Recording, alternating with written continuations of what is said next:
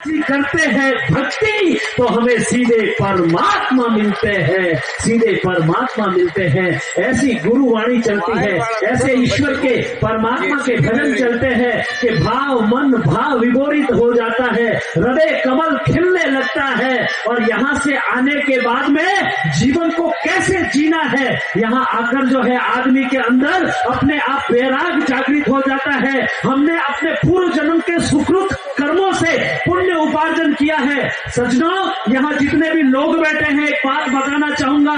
लोग कहते हैं कि मेहनत करने वालों के पास में पैसा होता है।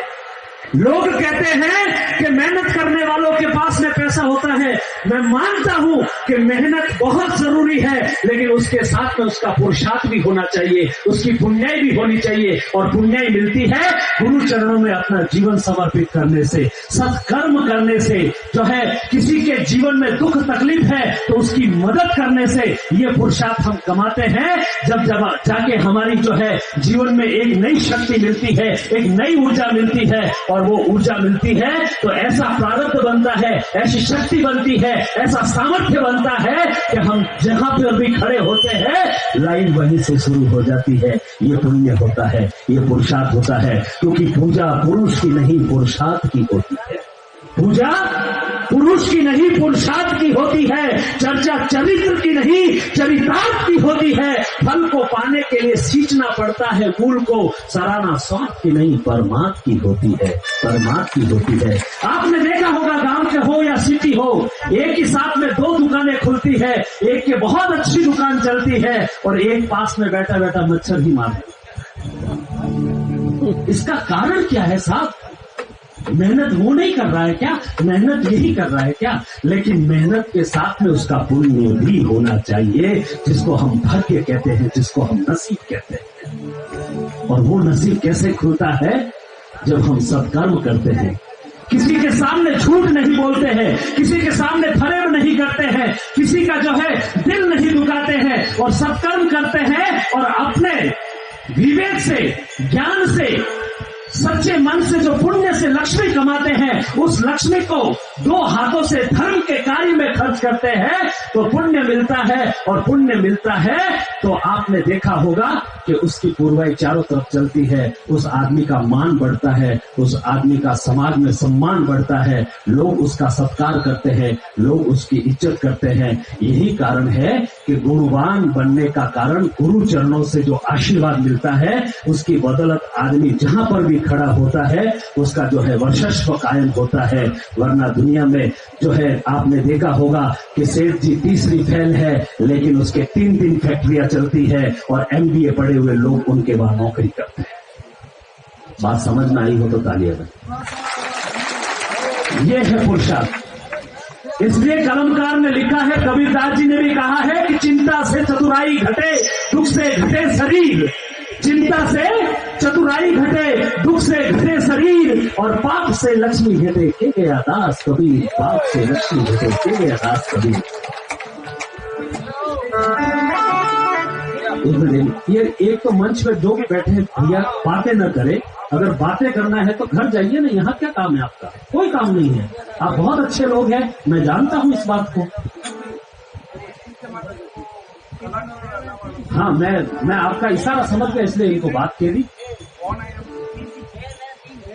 देखिएगा, वहां से गुरुदेव का आदेश है, यहाँ पर बैठ के बातें ना करें। जो कलाकार है वो ही मंच पर बैठे, बाकी जो भी है सब आदरणीय, सब गुरु भक्त है, सब अपनी सेवा देने के लिए आए हैं। वो मंच के नीचे बैठे और मर्यादा और अनुकूलता बनाए रखे। यहाँ जो लोग काम कर रहे हैं, अपनी सेवा देने आए हैं, यहाँ घर परिवार संसार की बातें नहीं करनी। उसको बुला लो, उसको बुला लो। अरे गुरुदेव ने तुम्हें बुला लिया है, अब किसको बुलाना है भाई? यही तो पुण्य है। मन के मंसूबे हजार बनते बनकर टूट जाते हैं, इस दरबार में वही आते हैं जिन्हें मेरे गुरुदेव चंचल नाथ जी और शंभुनाथ जी और अभय नाथ जी बुलाते हैं। हर कोई व्यक्ति नहीं आ सकता साहब यहाँ पे। हर कोई व्यक्ति आ सकता है? आप इतिहास उठा के देख लीजिए, मोटाराम जी, इतिहास उठाकर देख लीजिए। जालोरी जी, क्या नाम है आपका? गोपाल जी, और गोपाल जी के पास में बैठे हुए मानाराम जी।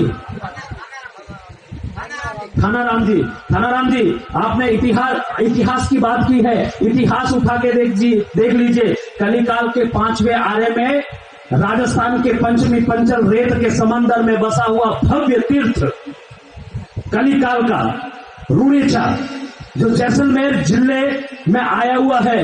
और आपने देखा होगा कि जैसलमेर जाने के लिए 1.25 शेर का कलेजा चाहिए होता, जब जाके आदमी जैसलमेर देखता था। ऐसा एक समय में प्रभाव था। कहते थे जैसलमेर के लिए कहावत थी कि घोड़ा कीजिए काठ का, पिंड कीजिए पाषाण, और बरखत कीजिए लोहे का, जग देवो दोषा। घोड़ा कीजिए काठ का, लकड़ी का घोड़ा जो पानी मांगता है ना चारा मांगता है। घोड़ा कीजिए काठ का, पिंड कीजिए पाषाण, ये शरीर है जो पाषाण जैसा कर देना। बरखत कीजिए लोहे का, ये वस्त्र है जो लोहे के कर देना। जद देखो दोषाण, जब जाके जैसलमेर की धरती देखने को मिलती थी।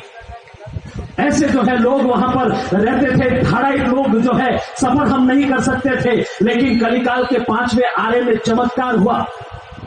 लोक देवता बाबा रामदेव जी का हजारों नहीं लाखों की तादाद में, वो चाहे महाराष्ट्र हो, चाहे गुजरात हो, कर्नाटक हो, आंध्र प्रदेश हो, तमिलनाडु हो, या फिर मध्य प्रदेश मालवा हो, हर क्षेत्र से भक्त जो है बाबा रामदेव जी के दरबार में आस्था के पुष्प लेकर जो है पधारते हैं। ये साक्षात चमत्कार है, चमत्कार कहीं और नहीं। बाबा का रूणेचे में चमत्कार है कि हजारों लोग पैदल यात्रा करते हुए उस दरबार में पहुंचते हैं। ये रामदेव जी का चमत्कार है, क्योंकि बाबा के दरबार में दुख दर्द मिटाए जाते हैं। एक पैर जैसे आप आगे रखते हैं ना साहब, तो पैर के नीचे छाले होते हैं। वो दुख किस भाव के हैं, वो छालों के रूप में छट जाते हैं और आपके कर्म बंधन टूट जाते हैं। बाबा रामसा पीर के दरबार में दुख दर्द मिटाए जाते हैं और दुनिया के सताए लोग वहां सीने से लगाए जाते हैं। महफिल है मस्तानों की, हर भक्त वहां दीवाना है। जिन जिन को बुलावा आता है वही रामदेवरा बुलाए जाते हैं, वही रामदेवरा बुलाए जाते हैं। इसलिए रामदेवरा अगर जाना है तो यहाँ भक्ति कर लो चंचलनाथ जी महाराज की, शंभुनाथ जी महाराज की, अभयनाथ जी महाराज की, क्योंकि गुरु नहीं है तो जीवन भी शुरू नहीं है। क्योंकि बिन सतगुरु के दुनिया में इंसान भटकते देखे हैं। विनोद आचार्य कहना चाहेगा कि बिन सतगुरु के दुनिया में इंसान भटकते देखे हैं, और आम बसर की बात तो क्या सुल्तान भटकते देखे हैं। ये रहमो कर्म की दौलत तो मिलती है आत्मज्ञानी को, अरे बिना ज्ञान के दुनिया में धनवान भटकते देखे हैं, धनवान भटकते देखे हैं। अरे संतों की दुआओं ले लो, जीवन बदल जाएगा, क्योंकि संतों की दुआओं से तस्वीर बदलती है, चेहरे की तो रंगत क्या तौकीर बदलती है। हमने ये देखा है कि गुरुदेव के दरबार में तन मन धन जो लुटाया तो फिर तकदीर बदलती है, तकदीर बदलती है। आइए जीवन को बदलते